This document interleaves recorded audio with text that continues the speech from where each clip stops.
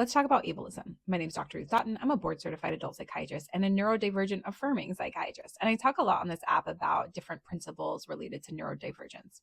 So, ableism is one of those. You may have heard this term or internalized ableism thrown around, and you're wondering, what exactly is this? So, ableism is similar to racism, right? It's when there is discrimination against a group of people. And with ableism, it's specifically against disabled individuals. Now, I know that there can be some differing opinions among the autistic community about whether or not they see their diagnosis as a disability, but technically, we do approach it as a disability. It does enable you to have services, and it does mean that you have to make adjustments in order to be the most successful you can be. So we see ableism all the time. It comes out in our speech, like we're not even thinking about it, right? So for example, let's say you have someone who has ADHD, right? And you may hear someone saying, I'm an analysis paralysis.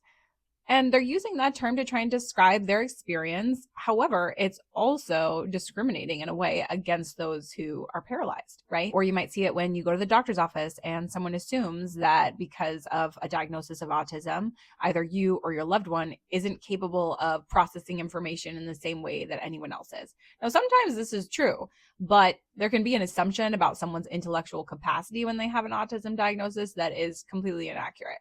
And of course, these things stem from a lack of understanding and also just attitudes that are deeply ingrained in our system, right? There's systemic racism, there's also systemic ableism. And that brings me to internalized ableism. So, internalized ableism is where that systemic ableism is so deeply ingrained in everyone, including yourself, that you actually discriminate against yourself or against others who are like you. So this might look like not wanting to get an IEP or a 504 plan because it makes you the other, right? It makes you someone who needs some help. Or it might just be not wanting to pursue an autism or ADHD diagnosis because of your preconceived notions of what that means or how it's going to negatively affect you. And I'm not saying that these aren't valid concerns, but again, I think it's important to recognize that it all stems from this systemic ableism. I do think that there's movement in the right direction, and I hope that things will continue to improve. Of course, the best place is to start with yourself.